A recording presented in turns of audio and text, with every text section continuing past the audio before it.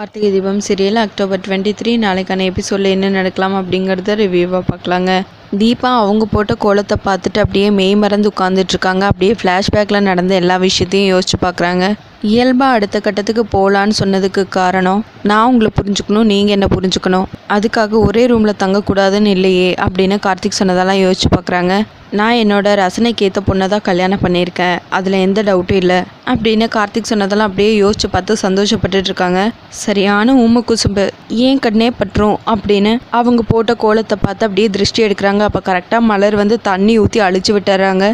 ஏய் அறிவில்லை உனக்கு அப்படின்னு தீபா கேட்க, ஏய் என்ன வாய்ஸ் ரைஸ் பண்ணுற, இப்போ என்ன அறிவில்லாம் பண்ணிட்டாங்க அப்படின்னு மலர் திரும்ப கேட்க, இப்போ எதுக்கு கோலத்து மேலே தண்ணி ஊற்றினா, அறிவு இருக்கிறவங்க இப்படி செய்வாங்களான்னு தீபா கேட்க, போட்டி தான் முடிஞ்சிருச்சுல்லங்கிறாங்க மலர். போட்டி முடிஞ்சா உடனே அனுப்பியா அப்படின்னு கேட்க, இது என்ன பிகாசோ ஓவியமா கண்காட்சியில் வச்சு அழகு பார்க்க, ஆஃப்டர் ஆல் ஒரு கோலம் தானேங்கிறாங்க மலர். என்ன ஆஃப்டர் ஆல் கோலமா? ஆமாம் இது கோலம்தான், ஆனால் என்னை பொறுத்த வரைக்கும் பிகாசோ ஓவியத்துக்கும் மேலே. எதுக்கு இப்படி அழிச்ச, எதுக்கு உனக்கு இவ்வளோ வன்மோங்கிறாங்க தீபா. வாசல் தெளிக்கிறதெல்லாம் இப்போ வன்மத்தில் வந்துருச்சா அப்படிங்கிறாங்க மலர். இதுதான் வாசல் தெளிக்கிற நேரமா அப்படின்னு கேட்க, இது என் வீடு, நான் எப்போ தோணுதோ அப்போ தெளிப்பேங்கிறாங்க மலர். போட்டியில் தோத்துட்டா அதை ஸ்போர்ட்டிவாக எடுத்துக்கணும், இப்படி கேவலமாக பிஹேவ் பண்ணக்கூடாது. என் வீடு உன் வீடு நீ என்னமோ ப்ரைமரி ஸ்கூல் பசங்க மாதிரி ஆர்கியூ பண்ணிகிட்ருக்க. நீ என்னத்தை எம்பிஏ படித்தேன்னு எனக்கு தெரியல, பேசிக் மேனர்ஸ் கூட தெரியாதவனுக்கெல்லாம் எம்பிஏ ஒரு கேடுங்கிறாங்க தீபா. என்ன நீ ஓவராக பேசிகிட்டு இருக்க, நீ கோலம் போட்டுட்டேங்கிறதுக்காக சுற்றி பாதுகாப்பாரன்னு எழுப்பி செக்யூரிட்டியாக வைக்க முடியும்? எப்படி இருந்தாலும் பாட்டி என்னதான் வாசல் தெளிக்க சொல்லுவாங்க, எனக்கு டைம் இருக்கும்போது நான் பண்ணி வச்சிடலான்னு நினச்சேங்கிறாங்க மலர். ஏய் நிறுத்து, உனக்கு டைம் இருக்குங்கிறதுக்காக நாளைக்கு பசிக்கு இன்னையே சாப்பிடுவியா? இங்கே பாரு, என் புருஷன் விஷயத்தில் நான் ரொம்ப ஸ்ட்ரிக்ட்டு, அவர் விஷயத்தில் என்கிட்ட விளையாடினா அப்புறம் நான் மனுஷியாகவே இருக்க மாட்டேன், இது என்னோட எச்சரிக்கையாக கூட எடுத்துக்கோ, இதோடு இந்த மாதிரி சேட்டையெல்லாம் நிறுத்திக்கோ, நான் அவ்வளோதான் சொல்லுவேன் அப்படின்னு சொல்லிட்டு தீபா அங்கேருந்து கோமா கிளம்பி போயிடுறாங்க. போடி போ, இந்த கோலத்தை அழிச்ச மாதிரியே கூடிய சீக்கிரம் கார்த்திக் மாமா லைஃப்லேருந்து உன்னை அழிச்சு காட்டுறேன் அப்படின்னு யோசிக்கிறாங்க மலர். அடுத்ததாக தீபா மீனாட்சி ரெண்டு பேரும் சேர்ந்து பூ கட்டிட்டு இருக்காங்க. ஐஸ்வர்யா உட்காந்து ஃபோனை நோண்டிட்டு இருக்காங்க. ஐஸ்வர்யா இன்னும் எவ்வளோ நாளைக்கு தான் பூ கட்ட தெரியாதுன்னு சொல்லிகிட்டே இருப்பேன், இப்போ ட்ரை பண்ணி பார்க்கலாம்ல அப்படின்னு மீனாட்சி சொல்ல, எனக்கு அதில் இன்ட்ரெஸ்ட் இல்லை, தேவையில்லாமல் எதுக்கல்ல அதெல்லாங்கிறாங்க ஐஸ்வர்யா.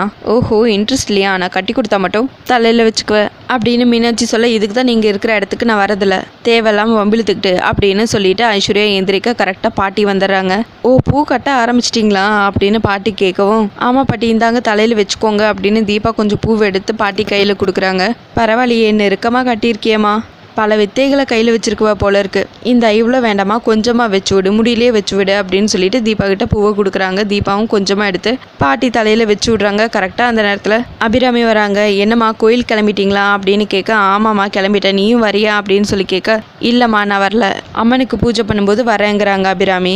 அதுக்கப்புறம் மதுமிதாவை கூப்பிடுறாங்க. யார் யாருக்கு என்னென்ன வேணுமோ அதெல்லாம் கேட்டு சமைச்சு கொடு, நான் கோயிலுக்கு போயிட்டு வந்துடுறேன் அப்படிங்கிறாங்க. மதுமிதாவும் சரிங்கிறாங்க.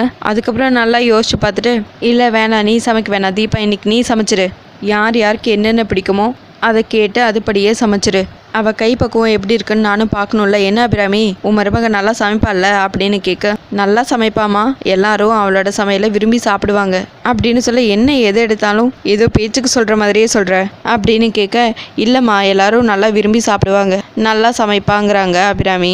தீபா இங்கே கூட்டம் ஜாஸ்தியாக அத்தனை பேருக்கும் உன்னால் சமைக்க முடியுமா அப்படின்னு பாட்டி கேட்கவும், சமைக்க முடியும் பாட்டிங்கிறாங்க தீபா. கோலப்போட்டியில் என் பேரனோட உருவம் வரைஞ்சி என்னை சந்தோஷப்படுத்தின பாரு, அந்த மாதிரியெல்லாம் சமையலில் பண்ண முடியாது, இங்கே ஒவ்வொருத்தருக்கும் ஒவ்வொன்று பிடிக்கும், அத்தனை பேருக்கும் பிடிச்ச மாதிரி வாய்க்கு ருசியாக சமைக்கணும், உன்னால் முடியுமா அப்படின்னு கேட்க, பண்ணிடுவா பாட்டிங்கிறாங்க தீபா. அதையும் பார்ப்போம் அப்படின்னு சொல்லிட்டு பாட்டி அங்கேருந்து கிளம்பிடுறாங்க. எல்லாருக்கிட்டையும் சொல்லிட்டு இது எல்லாத்தையும் கேட்டுட்டு சரவணன், என்ன எல்லாருக்கும் பிடிச்ச மாதிரி சமைக்கணுமா, இப்போ இருக்கு உனக்கு கச்சேரி அப்படின்னு யோசிச்சுட்டு அங்கேருந்து மலரை கூட்டிகிட்டு போயிடுறாங்க. தீபா எல்லாருக்கும் பிடிச்ச மாதிரி சமைக்கணும்னா இப்போ இருந்தே ஆரம்பிச்சாதான் முடியும், எல்லாருக்கும் என்ன பிடிக்கும்னு கேட்டுரு அப்படிங்கிறாங்க மீனாட்சி. முதல்ல அபிராமி கிட்டே கேட்குறாங்க, இங்கே பாரு இங்கே ஒவ்வொருத்தருக்கும் ஒவ்வொன்று பிடிக்கும், இது எல்லாம் கேட்டு கேட்டு சமைச்சிட்டு இருந்தா அப்புறம் டைம் பார்த்தாது, அது மட்டும் இல்லாமல் ஒவ்வொருத்தரும் ஒவ்வொரு மாதிரி சொல்லுவாங்க, அதனால எப்பவும் போல் விருந்துக்கு சமைக்கிற மாதிரி 4 கறி கூட்டு அந்த மாதிரி சமைச்சிருங்கிறாங்க அபிராமி. தீபாவும் சரிங்கிறாங்க. அதுக்கப்புறம் தீபாவும் சமைக்க போயிடுறாங்க. காய்கறி எல்லாம் கட் பண்ணிட்டு இருக்காங்க. அப்போ பாட்டி சொன்னது ஞாபகத்துக்கு வந்ததும் நேராக சரவணன் மலர்கிட்ட போகிறாங்க. உங்களுக்கு என்ன பிடிக்கும் அப்படின்னு சொல்லி கேட்குறாங்க. எங்களுக்கு மட்டன் பிரியாணி, வஞ்சரம் வறுவல், லாலிபாப், சிக்கன் சுக்கா இப்படி எல்லாத்தையும் சொல்கிறாங்க. சரின்னு தீபாவும் அங்கேருந்து போயிடுறாங்க. எல்லாத்தையும் சமைக்கவும் ஆரம்பிச்சிடறாங்க. இன்னொரு பக்கம் மலர் சரவணன் 2 பேரும் நின்று பேசிகிட்டு இருக்காங்க. அப்போ கரெக்டாக ஐஸ்வர்யா வராங்க. இவங்க தீபா கிட்ட சொன்ன மெனுவியெல்லாம் ஐஸ்வர்யா கிட்ட சொல்கிறாங்க. என்ன நான்வெஜ்ஜா, நவராத்திரி அதுமா நான்வெஜ் சமைக்க பாட்டி விடுவாங்களா அப்படின்னு ஐஸ்வர்யா கேட்க, உனக்கு தெரியுது ஆனால் அவளுக்கு தெரியலையே, எல்லாத்துக்கும் சரி சரின்னு தலையை ஆட்டிட்டு போயிருக்கான். இந்த விஷயம் மட்டும் எங்கள் அம்மாவுக்கு தெரிஞ்சது அவள் குடுமையை பிடிச்சிட்டு போய் நடு ரோட்டில் இழுத்து விட்டுருவாங்க அப்படின்னு இவங்க பேசி சந்தோஷப்பட்டு சிரிச்சிட்டு இருக்காங்க. இன்னொரு பக்கம் தீபா சமைச்சு முடிக்கிற நேரத்தில் கரெக்டாக மதுமிதா போகிறாங்க. என்னம்மா நான் ஏதாவது ஹெல்ப் பண்ணட்டுமா அப்படின்னு சொல்லி கேட்கவும், இல்லை வேண்டாம் எல்லாம் முடிச்சிட்டேங்கிறாங்க தீபா. எனக்கு தெரியுமா, நானே ஹெல்ப் பண்ணலான்னு வரலான்னு தான் நினச்சேன். ஆனால் நீ ஏன் மாமியார்கிட்ட நல்ல பேர் வாங்குறத விட உன்னோட மாமியார்கிட்ட நல்ல பேர் வாங்கணும், அதுக்காக தான் நான் வரல அப்படின்னு சொல்லவும் தீபாவும் பரவாயில்லைங்கிறாங்க. சரி நான் எல்லாத்தையும் கொண்டு போய் எடுத்து வைக்கவா அப்படின்னு மதுமிதா கேட்க, இல்லை நான் எடுத்துகிட்டு போய் வச்சுக்கிறேங்கிறாங்க. ஆமாம் நீயே எடுத்துகிட்டு போய் வை, ஒரு வேளை நான் எடுத்துகிட்டு போய் வச்சேன்னா நான் தான் உனக்கு ஹெல்ப் பண்ணேன்னு எல்லாரும் நினச்சிப்பாங்க, நான் போய் அதுக்குள்ளே வாழையில அறுத்துட்டு வந்துடுறேன் அப்படின்னு சொல்லவும் தீபாவும் சரிங்கிறாங்க. அதுக்கப்புறம் எல்லா ஐட்டம்ஸையும் கொண்டு போய் டேபிளில் வைக்கிறாங்க. அப்போ கரெக்டாக மலர் சரவணன் 2 பேரும் நின்று நோட் பண்ணுறாங்க. அப்பா ஃபிஷ் ஃப்ரை வாசம் வருது, பிரியாணி வாசமும் வருது அப்படின்னு 2 பேரும் பேசிகிட்டு இருக்காங்க. ஆமாம்மா நம்ம சொன்ன மாதிரியே எல்லாத்தையும் செஞ்சுட்டா போல இருக்கு அப்படின்னு 2 பேரும் பேசிட்டு தீபா சமைச்சது போய் ஓப்பன் பண்ணி பார்க்குறாங்க. அங்கே ஃபிஷ் ஃப்ரை எல்லாம் செஞ்சு வச்சிருக்கு. அதை பார்த்ததுமே 2 பேரும் ரொம்பவே சந்தோஷப்பட்டு இன்றைக்கி தீபா அவ்வளோதான் அப்படிங்கிற மாதிரி யோசிக்கிறாங்க. சரவணன் மலர் 2 பேரும் சேர்ந்து போய் அவங்க பாட்டி வர்றதுக்காக வெயிட் பண்ணிட்டு இருக்காங்க. அவங்க பாட்டியும் கரெக்டாக வந்துடுறாங்க. நீங்களாம் சாப்பிட்டீங்களாப்பா அப்படின்னு கேட்கவும், இல்லைம்மா உனக்காக தான் வெயிட் பண்ணிட்டு இருக்கோங்கிறாங்க சரவணன். என்ன எனக்காக வெயிட் பண்ணிட்டு இருக்கீங்களா, வாங்க போய் சாப்பிடுவோம் அப்படின்னு சொல்லிட்டு யோசிச்சுருக்கா. கரெக்டாக ஒரு ஃபிஷ் ஃப்ரை வாசம் வருது. யாரோ மீன் வறுத்துருக்காங்க போல இருக்கு, நவராத்திரி அதுவுமா அப்படின்னு பாட்டி சொல்லவும், வேற எங்கேயோ இல்லை பாட்டி, நம்ம வீட்டில் தான் மீன் வறுத்துருக்காங்க அப்படின்னு மலர் சொல்லவும், என்ன நம்ம வீட்டில் மீன் வறுத்துருக்காங்களா, நவராத்திரி அதுவுமா அந்த தீபா தானே சமைச்சா, அவ இப்படி மீன் வறுத்து வச்சிருக்காளா அப்படின்னு ரொம்ப கோவமா போய் தீபாவை கூப்பிடுறாங்க. அதோட எபிசோடு முடிச்சிருக்காங்க. உங்களுக்கு இந்த வீடியோ பிடிச்சிருந்தா லைக் அண்ட் சப்ஸ்கிரைப் பண்ணி நம்ம சேனலை சப்போர்ட் பண்ணுங்க. தேங்க்யூ.